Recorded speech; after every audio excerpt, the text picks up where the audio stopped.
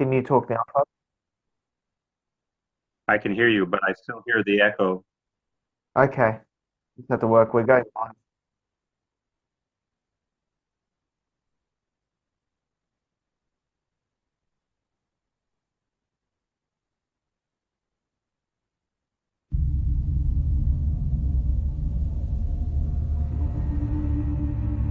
In this era of grave spiritual crisis, it is not enough to simply know about your Catholic faith. That is why we need a Catholic toolbox to equip us with the practical skills necessary to live our Catholic faith to reach our ultimate goal, which is heaven for all eternity.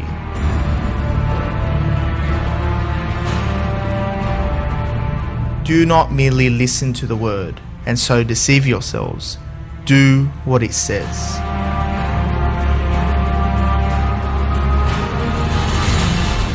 Join us every Tuesday night at 8 p.m. for the Catholic Toolbox as we hand you the tools to go forth, live the faith, and change our modern world today. Live on the Voice of Charity.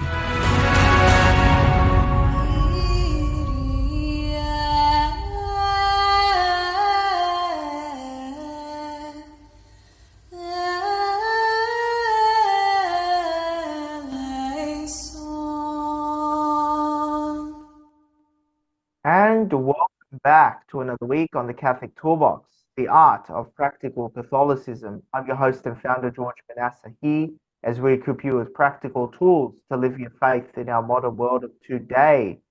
And this week, we're going into the topic of exorcisms, a topic which we shouldn't get too fascinated with. So I brought in a special guest, Father Vincent Lampert. Welcome back to the show. Thank you, George. It's good to be with you again. It's great to have you. I know we have a bit of a sound here. Hopefully, our technicians and our audio engineers are working on it. But I always blame the devil. You know, the devil always likes to get in the way. Absolutely. The devil always tries to trip us up. Yes.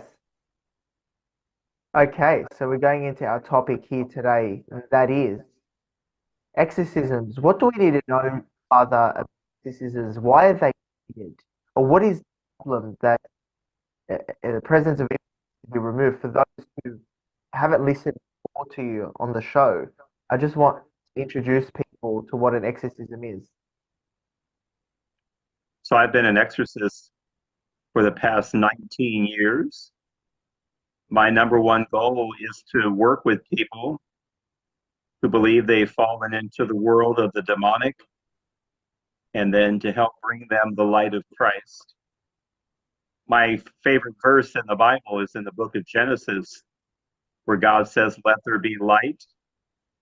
And we can say that in an exorcism, the church wants to turn the light of Christ on into the lives of people who've fallen into the devil's darkness.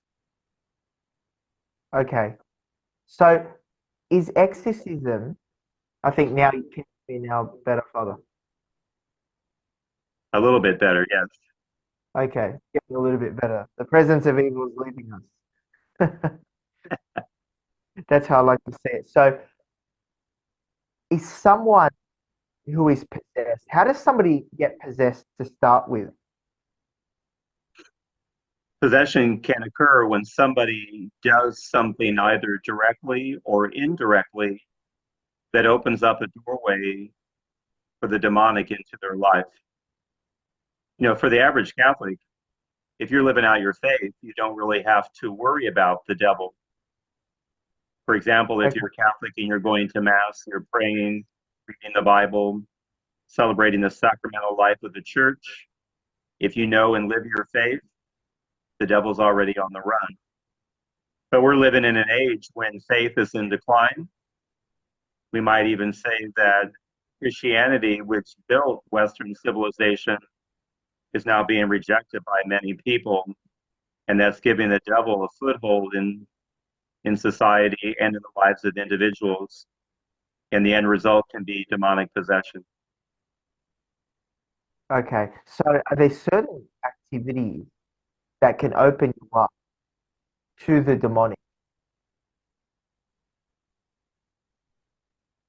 Yes, whenever I work with somebody, I want to know what the entry point was. Probably the most dominant way are ties to the occult. When people get involved in things like going to see a medium, psychic, magic, witchcraft, all those types of things, they're condemned in the book of Deuteronomy because they go against the first commandment where God says, I am the Lord your God, you shall not have strange gods besides me.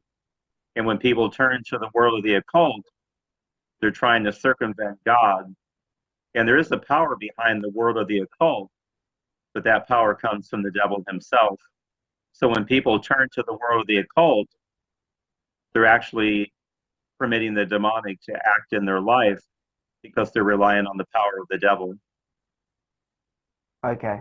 Okay. So there are certain things such as the occult, and witchcraft or New Age practices that can open us up to the demonic. Absolutely. Because again, when people practice these things, they're relying on the power of the devil. They're actually giving the devil a certain amount of authority over them. Wow. And is possession or um, any other demonic phenomena, is that a physical phenomena or does that involve the soul? Demonic possession only is in a physical sense. The soul always remains free because you could say, it's the property of God. But Yeah. the devil wants to afflict the human body because the human person is created in the image and likeness of God. We can say that the human person is God's greatest creation, and the devil wants to make a mockery of the human person, believing that when he does so, he's indirectly attacking God himself. Okay. So I know there's a few other things going on. There's not just possession, but there's other phenomena where we could be afflicted by demonic forces. And what are they, Father? I know there's a couple, three, Yeah, possibly. the church recognizes four types of extraordinary demonic activity. So there is demonic possession. There's also demonic infestation, which is the presence of evil in a location or associated with an object. There is demonic vexation, which are physical attacks, and then demonic obsession, which are mental attacks. Literally, the devil's trying to get inside of a person's head to make them feel as if they're going insane. Wow. So there's a few things. It's not just somebody's possessed like what we watch in the movies, they start levitating. There are other phenomena where evil can manifest itself. And what's interesting is you said infestation. So there could be evil infesting a particular place. Absolutely. Technically, we would say that evil is neither here nor there. We say it's here or there if it's choosing to act in a location. So if I'm investigating the possibility that there's a demonic presence in a house, for example, then I would want to figure out what did someone do that caused the demonic to manifest there. For example, were they playing with the Ouija board? Were they doing the seance? Was some type of satanic ritual performed in the home that caused the demon to want to manifest in that location? Wow. Okay, so there must have been something going on in that particular location for an infestation to happen. Wow. So it's linked to the particular place when we talk about infestation. Yeah, because demons as pure spirits, they don't have a body, so they don't live at a location. It's something that one is doing that's attracting the attention of the demons that is causing them to infest or be present at a particular location. It's very interesting. And then you have vexation. Let's talk a little bit about vexation. So are we talking about curses here? Vexation would be physical attacks. Someone's getting scratches, bites, and bruises on their body that really have no natural explanation other than a demon is afflicting them and causing bodily harm. Wow. Wow. And we're going to talk a little bit about some of your personal experiences, maybe not going into too much detail, not to spike the curiosity, but I think people need to be warned and aware out there about these spiritual realities, whether you may believe in God or not, that you may be listening. These are realities based on at least your experience, even if they don't believe. But let's speak about what was it? So there was vexation, obsession. So obsession is a mental attack. Yeah, when it comes to demonic obsession, the devil's literally trying to get inside of a person's head so that everything they think is being filtered through the presence of the demonic. For example, somebody might get fixated on the number 666. They begin to see it everywhere in an address, the license plate of the car. They see it on signs. Again, they literally cannot turn that off, and they begin to think that they're going insane. Wow. And let's speak about for those who deny or don't believe, just think it's all made up. What's your message to them? There's a lot of people today that believe that demons and demonic possession are a throwback to the time of Christ, to the Middle Ages, to a time when mental health issues were not well understood. But we shouldn't really be asking the question, is it superstition? Is it outdated? But the question is it real? And for the Catholic Church, we've consistently taught that evil is personified in what we call the devil and these other fallen angels. So it's not just something that we've dreamed up, but it's even a very core principle found throughout the Bible, where there's a battle between the kingdom of God and the kingdom of Satan. Wow. Wow. And this can be very confronting stuff for people listening for the first time. But what I wanted to do is to take some examples from your experience of what you can tell us about certain real life scenarios that you deal with, because you are the exorcist for your diocese and you deal with these cases on very regularly. I'm not sure if it's today, but I really want a real life scenario of what you go through. What you can tell us, Father. I was appointed back in 2005. When I was appointed, I became one of only 12 Catholic exorcists in the United States. Today, that number has grown to more than 175. Because I'm publicly known and my bishop gave me permission to be public as a way to help educate people what the church believes about the reality of evil, I currently receive about 3,500 requests a year from people all over the United States and even other parts of the world who believe they're dealing with the demonic and are seeking the help of the church. So I get a lot of calls. I probably deal with more cases of genuine, extraordinary demonic activity than perhaps a regular diocese who's not publicly known. But again, the ministry is a ministry of charity, so the church wants to try to help people who are being afflicted by the demonic.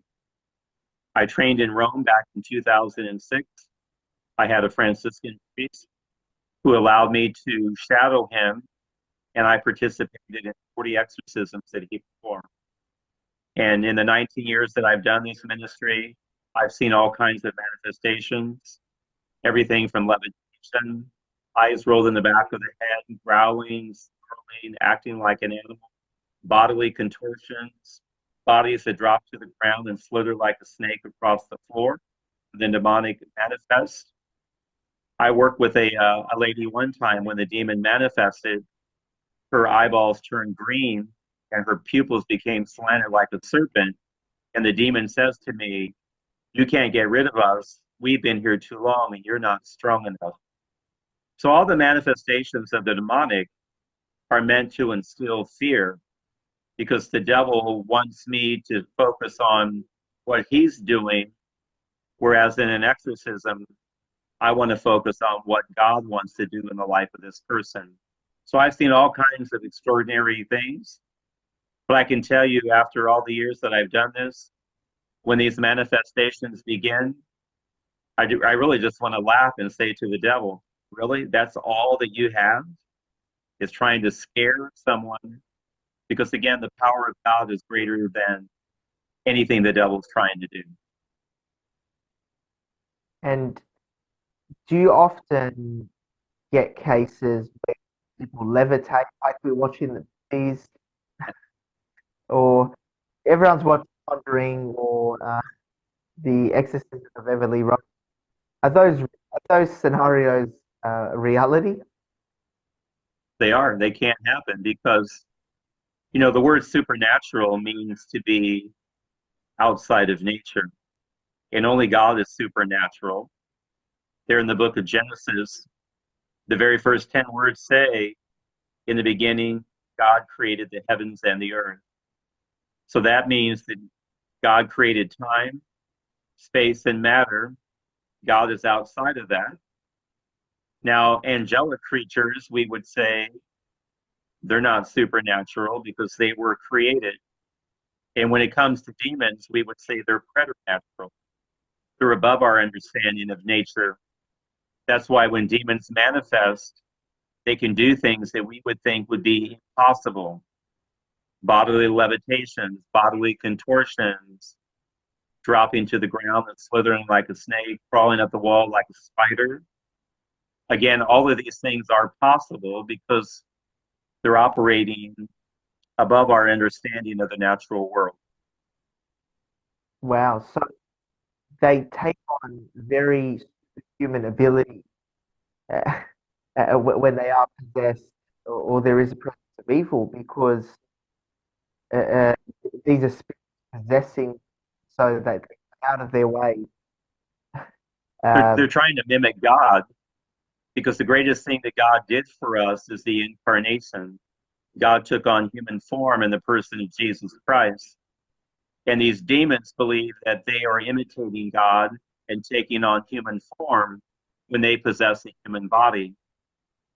But when they do so, they're making a mockery of the human person again. That's why you see they treat the body in an animalistic way. There's the howling, the growling, the hysteria, uncontrollable laughter. So if the human person is God's greatest creation, then the demons say, "Ha, look at you, you're kind of a fool."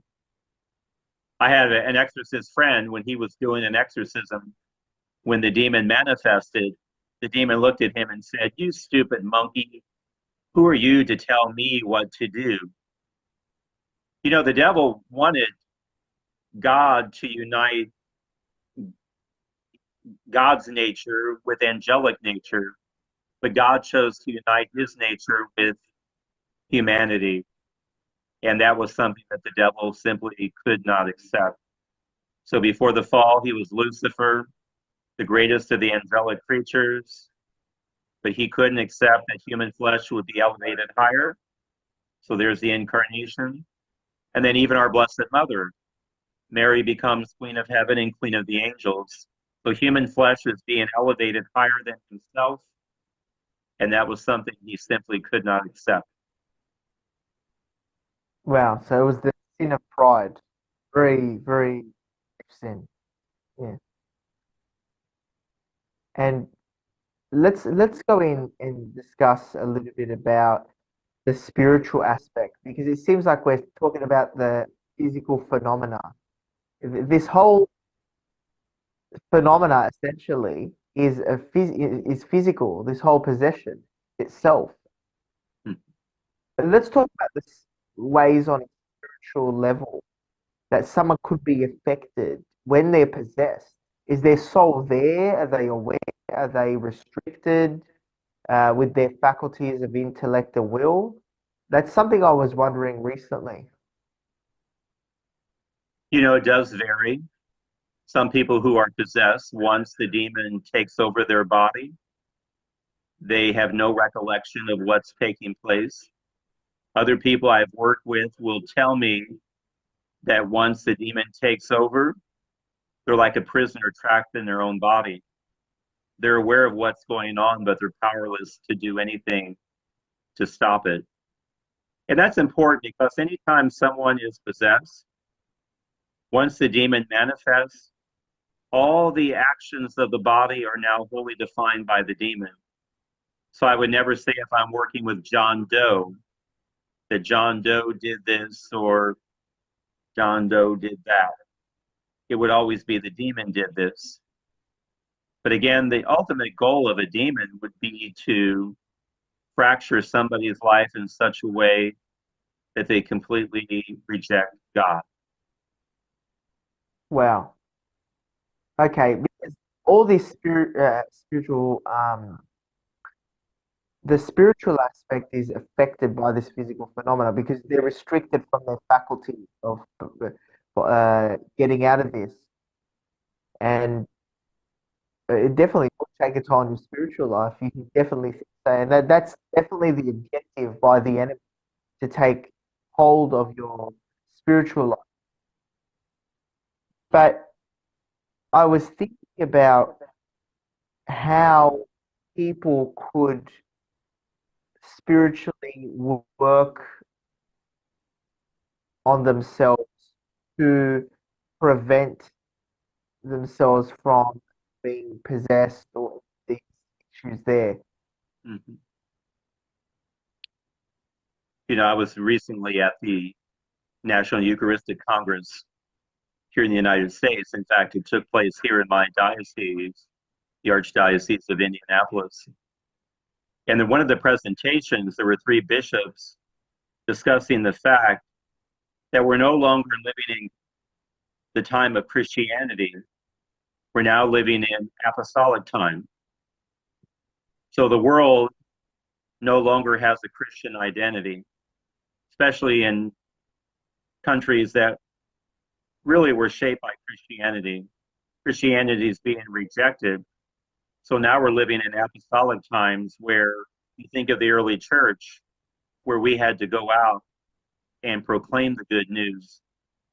And I think that's what we're seeing is needs to happen again, is that a lot of people who grew up in traditional Christian homes are now rejecting all of that. Christianity is not welcome in society. A lot of people have a very negative approach. So we have to present the gospel as they did in the early church. And if you think about apostolic times, something that was very core to that was the practice of exorcisms. So there were more people that were possessed during apostolic times. And I think the reason we see an uptick in people requesting exorcisms is because our faith in Christ is being rejected. Faith in God will lead us in one direction, the lack of faith in another. And because faith is in decline, I think we see more demonic activity in the world today. Wow, that's a very new point to me, to look at the amount of exorcisms that are taking place or possessions today, and seeing that during the apostolic times there were a large amount of possessions and exorcisms happening because of that absence of Christianity. At least the faith hadn't spread as much during the apostolic times as it did in later years. So essentially, in the absence of the Christian faith, the devil can roam free, whether it's in a society or a particular country. Then naturally, if evil is more present, it will manifest itself physically. Is that a right way to see the situation, where the faith isn't present, or the faith is threatened,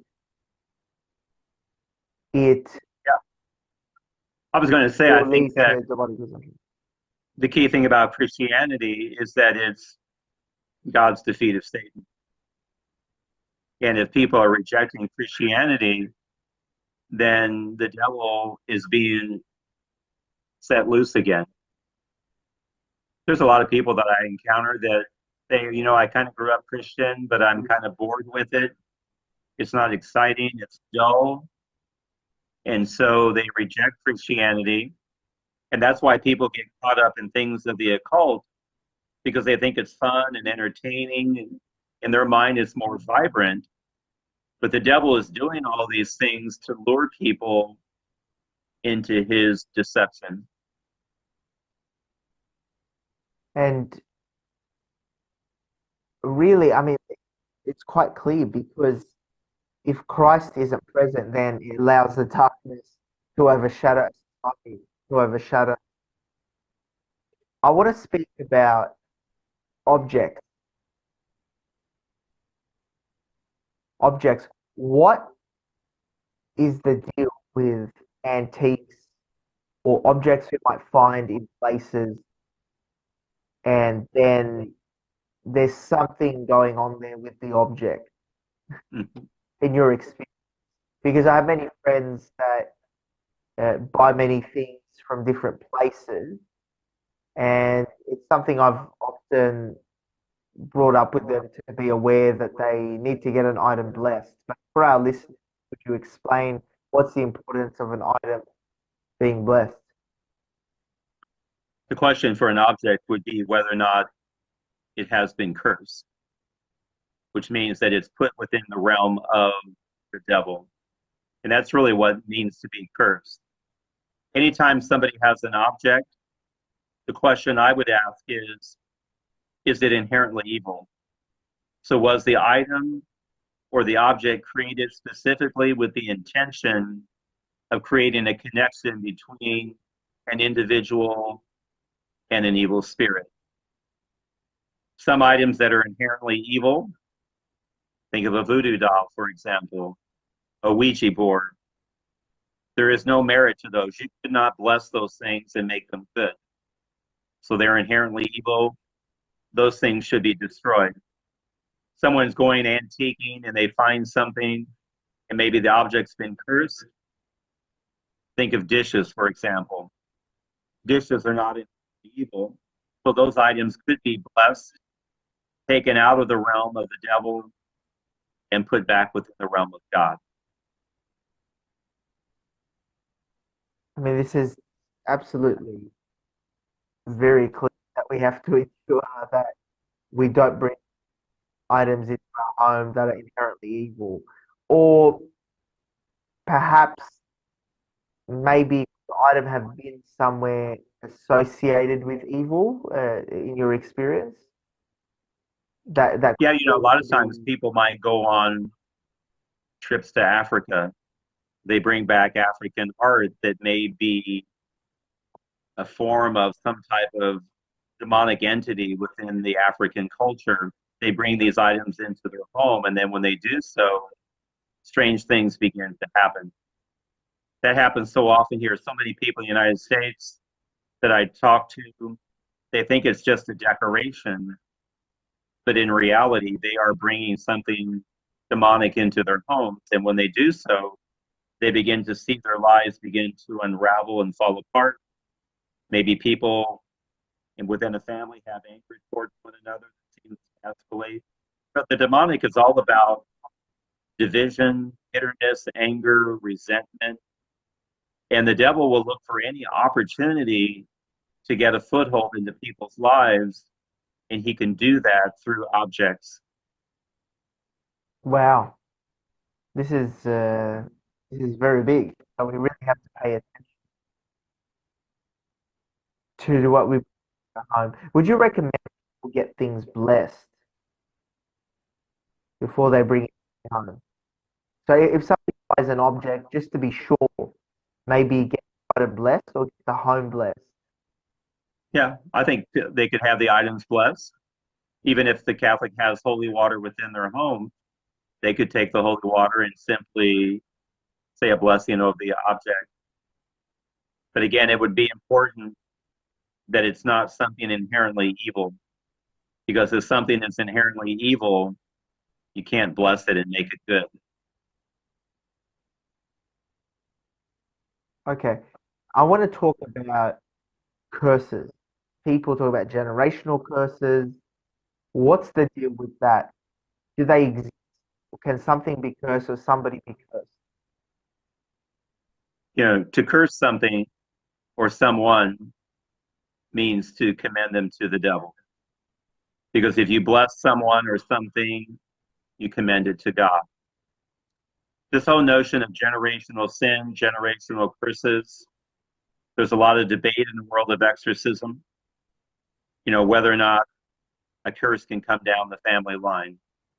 And it can happen if a family member makes a pact with the devil, and then in doing so permits the demons to afflict down through the generational lines as a way to gain particular favors from the demons. Mm-hmm. So I did an exorcism in the state of Alaska. And it was a young woman who was possessed. And her grandmother said that her parents, her mom was a witch in their village, that her father was the shaman, and they made a pact with the devil saying that if they could get certain powers and abilities, they would allow the demons to afflict down through the generational lines. Wow. So these things do exist, and they're not made up. But let's talk about how people can remove these generational curses or curses. Can they be removed? Oh, absolutely. Because again, curses are rooted in the power of the devil, and we know that the power of God is greater. Curses are only effective if we're weak in our faith. Somebody may try to curse us, for example. We can't stop what they're doing, but we can render that effective by doing what St. Paul says in his letter to the Ephesians, putting on the armor of Christ. So if we're truly rooted in our faith, wearing the armor of Christ, we encounter a witch or somebody who's trying to curse us, it will have no impact on us whatsoever if we're truly rooted deeply into our Catholic faith. And I want to go into the subject of other religions. Do you often find that other religions come to you as an exorcist for help? Yeah, half the people who contact me are not Catholic. They come from other Christian faith traditions, other world religions, even no faith So half the background people that whatsoever. contact you. Wow. So half the people that contact you are not Catholic. The church does use exorcism as a ministry of charity, so the church wants to provide some help or guidance to those who are dealing with the demonic. And I will say a lot of the people who contact me today they don't really belong to a church anymore. Maybe they grew up in a particular faith tradition, but they kind of abandoned that. And they kind of entered into this whole world of magic and witchcraft. Then they realized they were in for their heads, and then they were turning to the church for help. Okay. What numbers are we talking about, Father? All these people that contact you that are legitimate cases of possession, hexation, infestation. Are they in the thousands? Are they in the hundreds that we're talking about?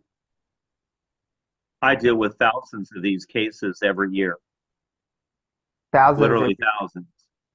Now, demonic possession is real. It does happen. Maybe one of every 5,000 cases is demonic possession. A lot of the situations that I deal with are demonic infestation, demonic vexation, and demonic obsession. And sometimes I deal with people that are just suffering mentally, and I will try to connect them with an appropriate mental health care provider. Yes, of course. And if you're listening, this does not count as professional advice. Do seek a relevant professional, a medical professional, or a relevant professional, and consult with them. And you're there on the spiritual side to see if this is a legitimate case where somebody has been possessed, hexed, vexation, infestation, everything else there. But that's a profound number, thousands per year. That's just you. Thousands per year, yes. That's just you alone. That's just me. And I network with a lot of other exorcists here in the United States, and they are just as busy as well. Wow. So it really goes to show in a post-Christian culture where the darkness overshadows, these cases are arising. I mean, the greatest tragedy is the spiritual death of our culture, where people are separated from God. I mean, that's the real tragedy. It's not obsession, is it? All these physical phenomena, but it's really the fact that we're living in the absence of God. That's the real tragedy and the salvation of our soul. But for these demonic activities to be on the rise, it really correlates to the loss of faith in our culture. Absolutely. It goes back to what I said earlier. Faith in God leads in one direction, the lack of faith in another. And because people are rejecting God, it's kind of unleashing the demonic into their lives. You know, a lot of times people turn to the demonic, believing that somehow they can control the devil. But in reality, the devil always ends up controlling us. Wow, this is really profound. So you could say demonic activity increasing, as we see throughout the world, is a symptom of spiritual loss, or does that follow naturally when there is a spiritual loss? I think it's because of the spiritual loss that we see the uptick in demonic activity.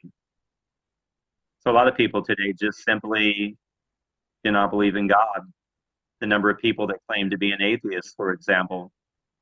You know, the devil, we talk a lot about the extraordinary activity of the devil, but the devil really, his ordinary activity is something that all of us need to be aware about because it's a four-stage plan of attack. Very few of us will ever have to deal with vexation, obsession, or possession, but we do need to be aware of how the devil tries to trip us up in the ordinary activities of our daily lives. So it begins with deception, which leads to division, which leads to depression, which leads to discouragement. So deception, the devil gets us to buy into his lies. Think of the line Eve garden. Basically, you don't need God, you can be God. When we buy into that lie, we find ourselves divided. There's the division. We're broken. And then that brokenness leads to diversion. We turn to things that we believe are going to help put the pieces of our lives back together. But no matter what we do, it always leaves us even feeling even more empty on the inside. And that leads to discouragement. And when we arrive at discouragement, we have two choices to make. One pathway leads to death, always spiritual, the complete rejection of God. Sometimes death in the physical sense. Think of the rising trend of suicide in society today, even assisted suicide, convincing people that things would be better if they didn't exist. But because we're Christians, we're people of hope, the other pathway leads to discipleship. We have a reawakening of the importance of God in our lives, and we invite him in. Either we invite him in for the first time, or we re-invite him back into our lives. And I think going back to what we touched on earlier about apostolic times, that's where we find ourselves. And now we really need to tell people you need God in your life, because I believe the human person has the innate desire for God. And when we do not foster that desire for God is when we lose our sense of identity, purpose, and direction. Think of St. Augustine, where he says, You have created us for yourself, O Lord, and our hearts are restless until they rest in you. So only God can give human life ultimate meaning and purpose, and if we're broken, to put the pieces of our lives back together again. I worked with a young man here in the city of Indianapolis who was worshiping the devil. So when I went to visit him at the request of his older brother, this young man ran into his room, closed the door, and then the demon manifested. So we opened the door, and there's the howling and the screams. But when I looked around the room, this is what I saw. There was no furniture in his bedroom. There were no curtains on the windows, no pictures on the wall. The floor was covered with broken glass from wall to wall. This young man was laying on top of the broken glass. The only thing in his room was an altar to Satan, and he was chanting and glorifying the devil as he was laying on top of this broken glass. But again, there's that sense of brokenness, and that's the only thing the devil will give us is brokenness. It is in our relationship with God where we find, again, the sense of cohesion, meaning, and purpose in life. That's absolutely amazing. I want to touch on the saints. Some saints like Saint Padre Pio and others, and you read the Desert Fathers in the early church, experience demonic possession. What's the deal with that? I understand it's a physical phenomenon. Mm-hmm. So obviously that may be self-explanatory, but I wanted to go into detail with that. Why were they able to be possessed? There's something called demonic oppression.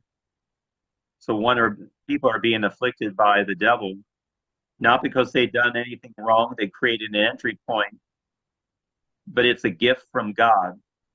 So think about that for a moment. Probably not a gift that many of us would want, but God is permitting someone to be attacked by the demonic as an opportunity for that person to grow in holiness and virtue. So again, you talk about St. Padre Pio, Job in the Old Testament.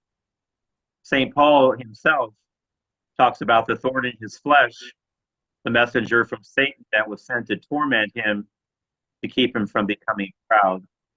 I think God permits some people, you think of the great church, to be afflicted by the demonic as a way to get to know the enemy. Because when the devil manifests, we learn certain things about his behavior, characters, and qualities. We can learn, and then we know how to defeat him. Because ultimately, the devil would prefer to remain hidden. But in an exorcism, he's forced to show himself. And again, going back to Padre Pio, he helped so many people who were afflicted because he learned a lot about the devil by the afflictions that the devil was doing to him. One of my favorite stories about Padre Pio, he called the devil Old Bluebeard. And one night he said he was sleeping. He heard all kinds of noises in his room. He woke up and there's the devil manifesting in his room. Padre Pio looks at the devil and says, "Oh, it's only you, Old Bluebeard. I thought it was somebody important." And then he rolled over and went back to sleep. Now, how many of us would have that courage and conviction if we believe the devil was actually manifesting in our room? Yeah, it seems like Padre Pio was quite casual with the idea that the devil entered his room and turns to him and says, stop bothering me. There's many other great saints. Every exorcist will have kind of favorite saints that are invoked in the Litany of Saints during an exorcism. So St. Padre Pio, certainly. I think of St. John Paul II, St. Gemma Galgani, St. Rita of Cascia, St. Clare, St. Francis of Assisi, even the new saint, Carlo Acutis. Many exorcists now find is the intercession to be very powerful. I had the opportunity to be in Italy last month and was in Assisi and was able to see the body of Carlo Acutis. Yeah. So let's now go into 3 practical tools. What's your advice for people to keep the devil at bay? Not on maybe perhaps on a spiritual level, but perhaps with demonic possession as the focus, to stay away from this sort of evil and to keep it away, keep it at bay. What are 3 practical tools that you advise our listeners to put into action today? I would say don't become fascinated with the devil. Don't believe that God and the devil are on the same playing field. Sometimes people will say, well, God has power, the devil has power, so I'm going to tap into either one that I believe will benefit me. Never turn to the devil, because initially things may seem to be beneficial or good, but ultimately when people turn to the demonic, things will quickly fall apart and get out of control. So never turn to the world of the demonic. I think other practical advice is to simply live out our faith. Nobody has to be kind of a religious fanatic, for example, but again, go to Mass, pray, know the Word of God, read the Bible, celebrate the sacramental life of the church. You feel like you've made a bad mistake, go to confession. Every exorcist will tell you that confession is a powerful tool to defeat the devil, because when we confess our sins and put them in the hands of God, the devil can no longer use them against us. The other thing we should do is to know and live out our faith. There's a lot of people today who simply don't know what it means to be a Catholic. So we don't have to do anything extraordinary to defeat the devil.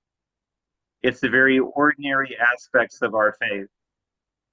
And again, we're all sinners. We all fall short. And when we do, simply give that back to God, because the greatest thing that we can know in life are not the sins we commit, but God's love and mercy. Absolutely. And we can't become obsessed with this.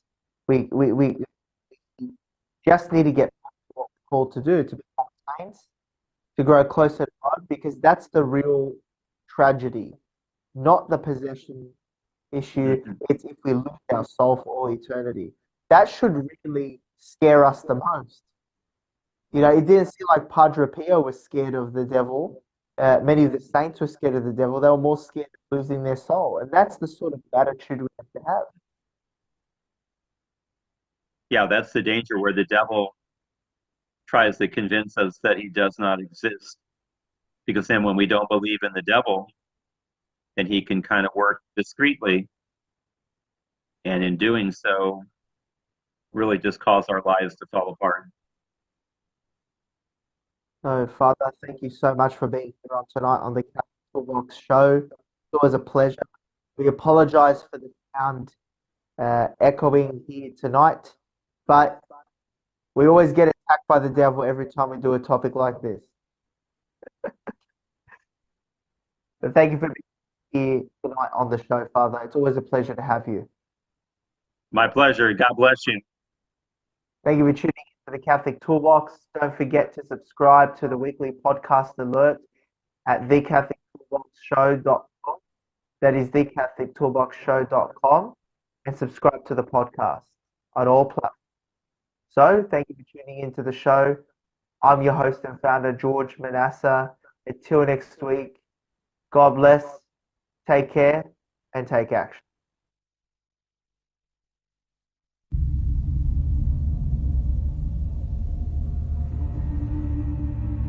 In this era of grave spiritual crisis, it is not enough to simply know about your Catholic faith. That is why we need a Catholic toolbox to equip us with the practical skills necessary to live our Catholic faith to reach our ultimate goal, which is heaven for all eternity.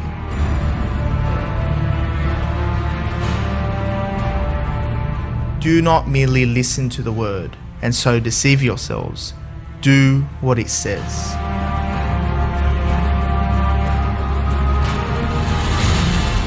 Join us every Tuesday night at 8 p.m. for the Catholic Toolbox as we hand you the tools to go forth, live the faith, and change our modern world today. Live on the Voice of Charity.